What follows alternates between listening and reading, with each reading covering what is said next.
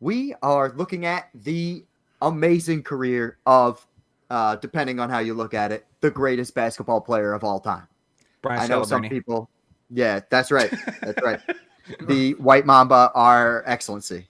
No, we're looking at, let's see, the man with 1, 2, 3, 4, 5, 6, 7, 8, 9, 10, a million nicknames.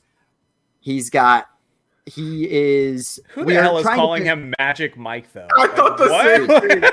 seriously, seriously, like, He sounds when like we he's talk, Captain Marvel was from his rookie year. Yes. He calls himself Black Jesus, which is a little weird. When did Mr. June happen? I feel like that's a newspaper thing. He That's won a weird lot one. in June. One person's got to say it, and it's That's good. fair. That's fair. That's fair. But no. So we are looking at the career of Michael Jordan, and we are looking to find his apex season. Now, you can take this in a bunch of different ways, and this is how I'm going to open it to the panel because I really have this question for you guys.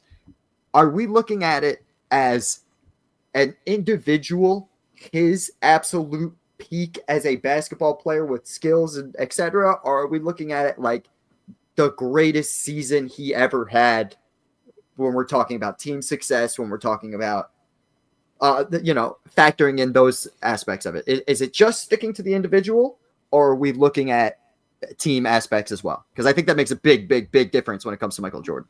Personally, I'm doing it from just his abilities as an individual player because I feel Okay. like, the amount of help Jordan had in the early parts of his year compared to the latter half, it's very obvious I'm going to pick from the latter half if we're looking at the greatest season, just because of what he accomplished. Sure. So that's the way I'm looking at it. That way you can pull from really just about any season. Yeah. Okay. So with that in mind, there's obviously a few seasons you can go with. I think it's tough to give it to him this early just because I think he does develop more skills as he continues in his career. Sure. I think 91 is probably when he's at his absolute best. 31 and a half points per game, 54% from the field is ridiculous for a guy who's making 12 buckets a game. I think then when you factor in the playoff success of this 91 Bulls team, you have a really hungry Michael Jordan, never had a champion, never won a championship yet, really itching to get there. They dominate in the playoffs. The only 2 losses they had were by single digits, or I think it's like even a bucket, to be honest. And I really love this 91 team as a whole, so I kind of combined them both. I'm going with 91. What do you guys think? That's not a bad choice. I mean, Michael Jordan has several years where you could, pull from and say this is greatest of all time material. So I don't have a problem with the beauty that. of it. But Dario, you look like you were going to say your season. Yeah, I was well, I think 91 is definitely a good pick. I think that's for sure when he was the hungriest by far. Like he was definitely like itching to get a championship. But for me, it also sometimes like the other things matter, not just like what you did on the court. So for instance, my season, the season I'm picking is the 93 season. I think he had arguably, but it's between this season and the 98 season where he had the most adversity throughout his championship run. Mm-hmm. And also, like, I really feel like in order to say this is his apex, it has to be a year that he won the championship. Like, I understand it's individual, but it's also like you might have been great for that season, but a lot of people, there's arguments on who was the best player in the league. If like for instance, like his 88 season, he's great individually, right? He's MVP, defensive player of the year. But some people could argue that Magic might have been the best player in the league that year. Sure. So, and because he won that year. So, but for 93, he goes in. First, they start off the season a little hot with the Jordan rules, right? They just won in the Olympics, and then you have the Jordan rules book come out or whatever. And the league's MVP for his amazing offensive skills finds himself on the defensive as a book entitled The Jordan Rules hits the streets this week. It details an alleged double standard in Chicago regarding Jordan and his teammates. And that was like a big way to kind of start the season. And then they also are only, I think they're third in the East that year. Mm-hmm. And so it looks like, all right, they're trying to get a three-peat. They're not the best that they've been throughout this 3-year span. They feel like there's some type of weakness there. And then you also have the Knicks as the 1 seed, That's been the team they've been battling throughout these last couple years. Just had a 7-game series the year before. Knicks now have home court advantage. This is the Bulls at their weakest, right? Start off straight sweeping in the East, get to the Eastern Conference Finals, and you go against the Knicks. Again, all those things considered, Knicks just had a 7-game series. Now they have home court advantage. The Knicks are hot. I think they won 25 straight games before facing the Bulls. Yep. And they beat them twice at home. 25 straight games at home before facing the Bulls. They win the first 2 games pretty easily in Madison Square Garden, and that pressure's on Jordan. Then he goes to Atlantic City, and then you get like that, almost like the social media storm before social media. He's trying to be the 3rd team ever to 3-peat. He's trying to do something that Bird and Magic never did, and that was like his main focus there. But then you have all of these other little obstacles that he keeps having to like get through or just have to deal with, and it adds more extra to the team. They finally, beat the Knicks. But wait, game 4 of that series double is nickel. Probably my favorite Jordan performance of all time as an individual performance. This was my second pick for best season because 54 points, more importantly, 6 of 9 from 3. Most of them are moving. Mm-hmm. Like he's not catching and shooting like you think he would, like, in the 92 finals against Clyde Drexler. He is dribbling and hitting crazy, like, step back. If he played in today's game, this is how he would probably have to play and adjust his game. And I feel like in this 93 playoffs too, he was like very much willing to stretch the floor out more than previously. But go ahead, I'm sorry. Yeah, no, you're good. And then they get through the Eastern Conference, which was the tougher conference at the time. And then to me, I think this is the greatest, and this season in general is the peak of any player ever. I don't think any player has had a better season than Michael Jordan this season. And I think in that finals, he just shows like how he's 40, only highest scoring average in an NBA finals. And I think it's game 5. Is it game 5 or maybe 6 that where MJ drops the 55? 4. Game 4? Okay. Yeah. And Charles Barkley has a 30-point triple-double. And he says, Yep. that's the first time that I've ever been on an NBA court, and I thought that guy's better than me. And it's because he was literally facing the best player to ever play. And I think that game or that series in general was him showing I'm the best player that's ever played this game. And that's why after this series, they drop the statue. They say greatest to ever do it, greatest there ever was, greater there ever will be, kind of thing. So, dude, I think people don't realize, like today, because I didn't for a long time. I think there are people that think that the statue you're talking about of him, doing the pose. That is after the 6th. Yeah. That it's after the 6th, but it's not. It's after the 3rd. It's in which is crazy. Imagine crazy. A guy coming back into the NBA to win 3 more championships after he had initially got a statue. Yeah, you got to walk past his statue to play this man in his building. That's wild. Yeah. What a flex. Yeah. And again, also, I think this 3-year span of the 90s, I think this was the most competitive 3-year span, like where you had like competition to the max, especially in the East, and you had like the start. I think later in his career, I argue that there was a little bit more diluted towards 96. I know we've argued about this before, but I think in that 93, especially the 93 season, like there was the most competition that he had faced in the 90s, I think.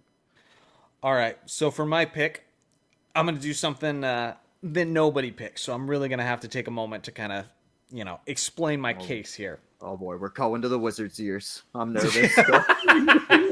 We did have a comment. Let's look at what he was doing in the first 26 games. No. That's right.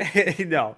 1990, Michael Jordan. 1989 to 1990, Michael Jordan. Why? Because I believe this was the perfect blend between Michael, the freakish athlete. He was 26 years old at the time. Michael, the freakish athlete, and Michael, the more polished, perimeter shooter, that sort of thing. First off, this is where he takes his leap forward as a three-point shooter. Okay, he's shooting the highest amount of three-pointers per game this season, other than the 2 years where they actually decreased the three-point line.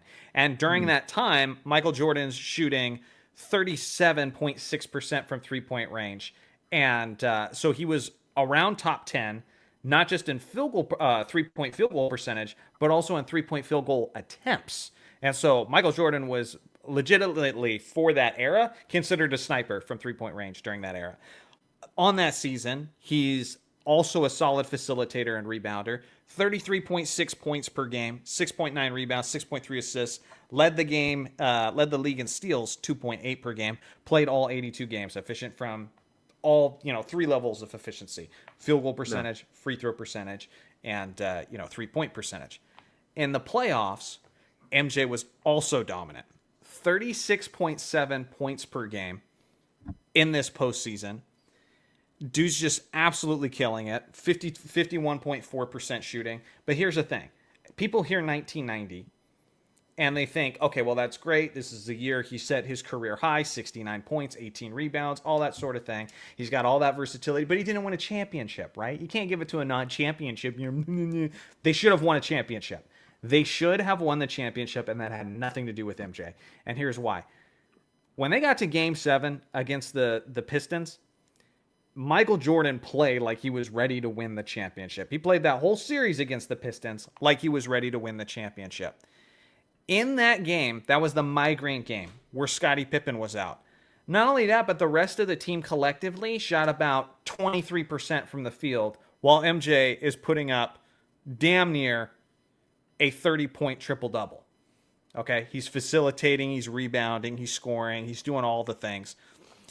Horace Grant was 3 for 17 in Game 7 of that Eastern Conference Finals. Horace Grant was 3 for 17. Pippen, with his migraine, was 1 of 10. Craig Hodges, their sharpshooter from three-point range, that Jordan is repeatedly kicking it out to, was 3 for 13. Bill Cartwright was 3 of 9. B.J. Armstrong, another sniper, was 1 of 8. How the hell did Michael Jordan get 9 assists off this team? Like, the only baskets they had were Michael Jordan getting assists. Like, it's wild. That's kind of crazy. Yeah. True. And so, to me, Michael Jordan was already in a form when you look at how he's playing in the playoffs, when you look at how he's playing defensively, when you look at how he was scoring from everywhere on the court. MJ was ready to win a championship. And in that finals, I'm sorry, but they're playing against the Portland Trailblazers, which we saw them wax in 1992. I don't think Terry Porter and Clyde Drexler are beating these Bulls in the finals, assuming Michael Jordan's teammates actually show up in Game 7. So, yeah, Michael Jordan didn't win, but I don't think that was MJ's fault that they didn't win that year. What did they do this playoffs? I'm just looking at the 90 because I've never actually like looked at this. My only issue, Johnny, is like there's always like cases like that, right? Like if you look at the 98 season where Scottie gets injured in Game 6, you have all of the crap with Dennis Rodman, Scottie being injured most of the season. Sure, but he's still like, because of his greatness, they still win. And I think in that season in particular, like, his greatness just wasn't enough. And I think, and it's just because, and sure, we could blame it on all the reasons, because most superstars, when they lose, it's because of that. But like these other seasons where his greatness just overshadowed all of it, and he like dominated and won, I just think that's just, you can't, like, how can you say that guy's not? I don't think there's a single year, yeah, where Michael Jordan's winning against one of those elite teams if his teammates are playing like that. He was damned that game. Are you kidding me? 3 for 17, 1 for 10, 2 for 3. Like no way, dude. Like nobody else showed up. Like, yeah, but he was damn. Yeah, I mean, to be honest though, you got to give Pistons credit for that. Yeah, no, but like also, unfortunately, I just think that happens to Scottie and Horace no matter what at some point. Like they are and were relatively mentally weak at this point in time. And you could definitely make that argument. Like, there's no getting around it. The guy went through a war, right? And got. I know Michael Jordan feels this way because when he's asked about the migraine, he really scoffs at it, and he goes, essentially, he feels like they beat his ass for 6 games, and now at the 7th game, all the pressure's on him, and he cracked. That's the way MJ feels about it. And I don't know. I think that happens to them at some point, no matter what. I think even in the finals, if they got to the finals, I think there's an opportunity for them. Although I see your point, how do you blame and say MJ's not at the level he's at individually because of everything that happens with his team? Like, you know what I'm saying? Yeah, I'm not. It's just unfortunately you're comparing him to himself. If I was comparing him to everybody else in the league, sure, like I would say that. But I'm comparing him to himself, and when you got years like 93, like 98 is one of those years too. Even though the stats aren't the same, he's still like to me. When you have to go through adversity along with playing great, like it's difficult to do that, and especially when you have him in particular, the media was on him like he was just a rock star. So it's but MJ at that point did not have the same lift as MJ from a few years earlier. Yeah, of course. MJ from a couple years before in '88 was not shooting from the 3-point line like he was in 1990. Yeah. That's my point. Is like it's got that perfect blend between both. Yeah. And he didn't win, but he put in a winning effort. I will concede that Scottie Pippen in '93, to me, but next to '94, that's his best year with MJ. In '93, interesting. So I will say that, like, comparing those two, Scott, it definitely my MJ had more, like, for sure. to work with. So I will concede that for sure.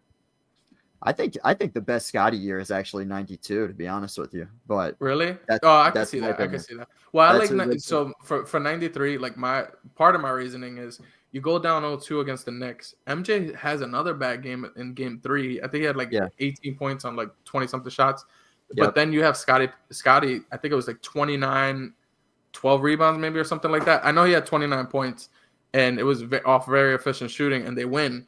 And it was mainly because Scottie kind of led them in that game. And if you go down 0-3 against your rival, you're done. There's no you're coach. Jordan's great, but still, Yeah, just crazy. This stretch where he's essentially, what is this, from 87, 88 to 1991, 92. He's 32.5 points a game, shooting 53% for 5 seasons. Yeah, and that is ridiculous. And the craziest part about that is throughout those seasons, he's top 3 in MVP in defensive player for the year of the year. Most of those years, he's either winning You know what the smack dab middle of that is? 1990.